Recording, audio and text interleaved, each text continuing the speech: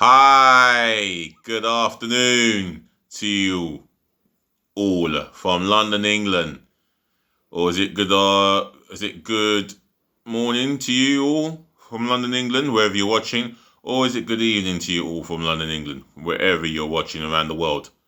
However, it's another lovely day in London. And is it a lovely day where you are in your countries, in the capital? Just let us know in the comment section below. Well, the main reason I'm doing this video is for football context, and got a couple of interesting football contexts here, and then I'll get onto Arsenal and the transfer speculation. One of which is Liverpool manager says his side will not behave like Chelsea. And Marcelo Bielsa confirms he will stay at Leeds despite his contract ending last season. Right. So let's go to Liverpool. Well, Jurgen Klopp has had a little pop at Liverpool here. I'm sorry, he's had a little pop at Chelsea. Yeah, he's had a little pop at Chelsea here for the simple fact that he believes the way Chelsea are going about their business,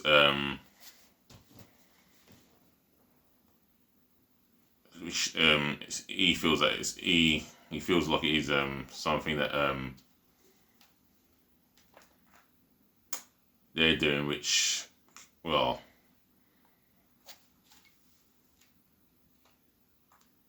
he's had a few things to say about Chelsea, so he feels about the way they're going about their business is crazy. But the reality is Chelsea are doing what they're doing. And it said something about uncertainty. Anyway, let me read the title on. Liverpool cannot behave like Chelsea. That's the title. That's the head title, that is. So I'm going to read on from here. Manager Jurgen Klopp says Liverpool are a different club to some rivals in the transfer window, as they are not owned by countries or oligarchs. Whoa. Bit of a pop there, if you ask me.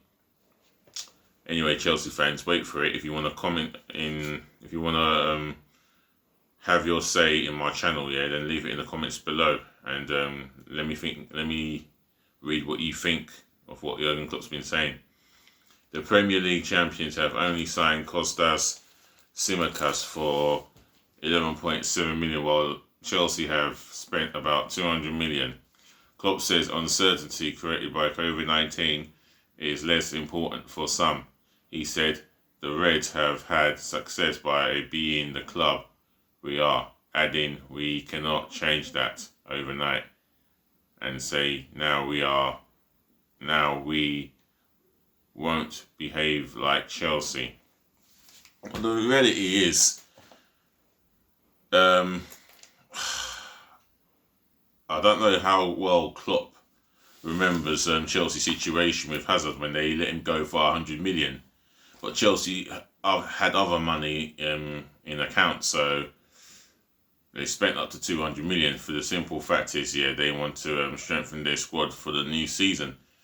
And that Hazard money has gone a long way to bringing in Hakim Ziyech, Timo Werner, a centre-half called Sarr, French under-21 international. They've signed Ben Chilwell, and Havertz is on that list as well. They've signed about 6 players, and a Dutch attacking midfielder, Muyambu, or whatever his surname is. And for Jurgen Klopp to have a little dig at Chelsea, I mean, is that out of frustration, or is it just out of spite? I mean, the last thing you want, Liverpool fans, is your manager to be having to go at someone else, at another club. Liverpool fans, what do you think of what Jurgen Klopp says? Does he have a fair point, or is he just being reactionary? Again, leave your answers in my comment section below, and I'll get back to you in that one. Right, moving on to other context, and that's to Mr. Bielsa, the man who was famously dubbed the spy manager, spying on these opponents. Well, here's the head title. Bielsa confirms Leeds United stay. And reading from here, Leeds United manager Marcelo Bielsa has confirmed he will be staying with the club for the first season back in the Premier League. The 65-year-old's contract expired at the end of last season after he led Leeds to the Championship title. Bielsa joined on a 2-year deal with option of a third in June 2018. Everything has sorted itself. Everything has been sorted, and it's definite. I will be here next season," said the Argentine. So that's clearing things up there. That's Bielsa clearing things up, and hopefully he gets a contract extension, which is going to be the 3rd year, and we shall see how it all goes down. Because if Leeds do well enough to stay up, then I would like to believe that Bielsa will go on and sign a 2 or 3 year contract extension. I mean, Leeds United fans, how important is it for Marcelo Bielsa to sign a contract extension? I mean, you would want him further more than a year, a lot more than a 3rd year contract, wouldn't you? I mean, if you've got anything to say and you've got your views on this, then yeah, drop it in my comment section below. And support the channel. You know how it goes. Right, here comes Thursday's transfer rumours. And basically, it's on Arsenal. This is the last bit of news here. And that is Barcelona according to the Sport, Barcelona have contacted Arsenal over a potential move for Hector Bellerin. Now, I think in the past, maybe Bellerin has made no secret of returning to Catalonia one day. That's where he's originally from. And playing for Barcelona. I mean, that would be a dream come true for him personally, you know. Playing for the club where he was born and bred. However, French champions Paris Saint-Germain also want Hector Bellerin. And they have made contact with us and with the 25-year-old's representatives. So that's complete. I think that is solid as the truth, and according to the Independent, that's what they're saying as well. And moving on, Arsenal set to make another bid for Lyon and France midfielder Houssam Aouar after their initial bid of 31.2 million was rejected, and rightfully so.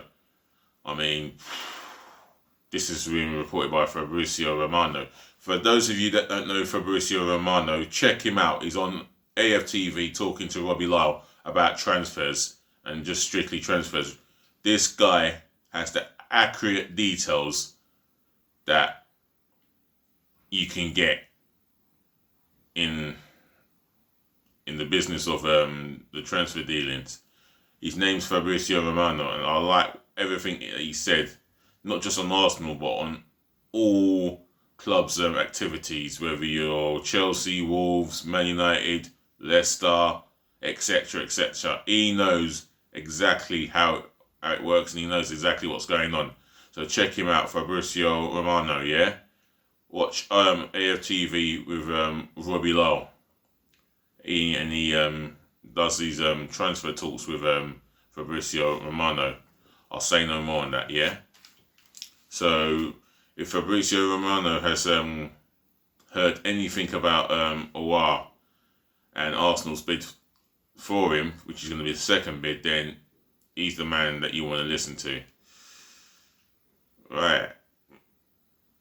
And meanwhile, the Gunners are also anticipating a third bid from Aston Villa for Emiliano Martinez.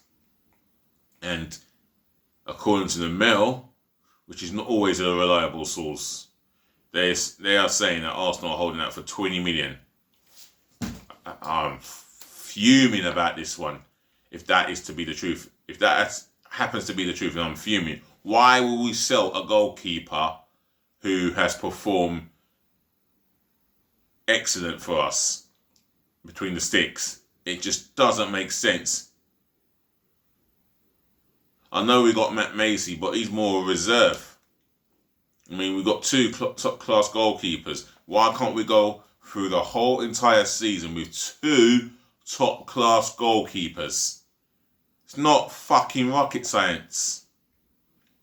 You know, Emiliano Martinez has performed miraculously since Leno got himself injured. So it's down to Leno to prove to management that he is the number one goalkeeper.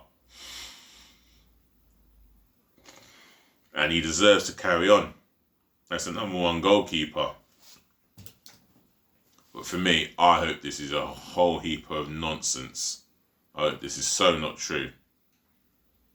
And the Daily Telegraph, or the Telegraph itself, has said that David Luiz could miss the first month of the season after he aggravated a neck problem in training. Now, I heard reports and talk about Luiz being injured, and I couldn't figure out what it is, but according to the Telegraph, he is meant to have done his necking, or wind his necking. But either way, if he was to start for the season, we're going to have to play a back three against Fulham, and I don't want to go 3-4-3. Excuse me.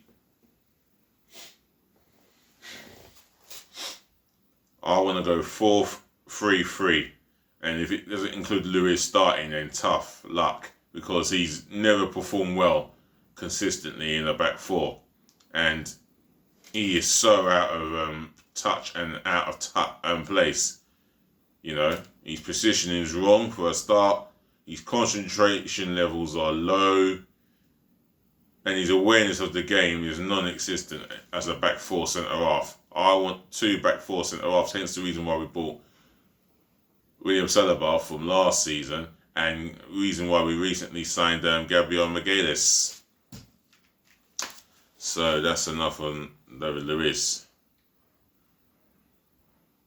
And Alexander Lacazette wants to seek clarification over his role in the team, amid the rumours that Arsenal are willing to sell him this summer. Now, well, he has got 2 years left of his contract, but if we are to sell him, I suppose we'll get a fairly reasonable price for him, you know, because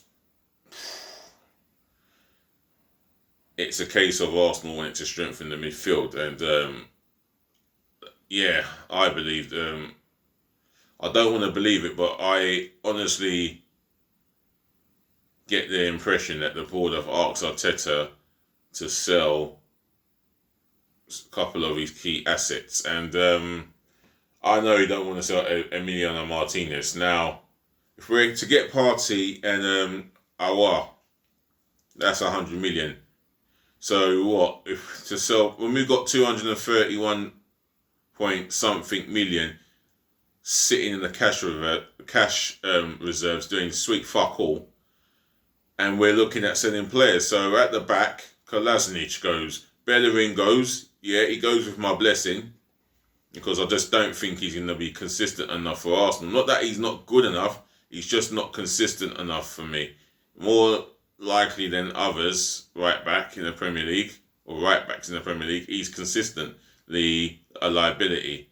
So for me, you can say goodbye to him. That will fetch you 35.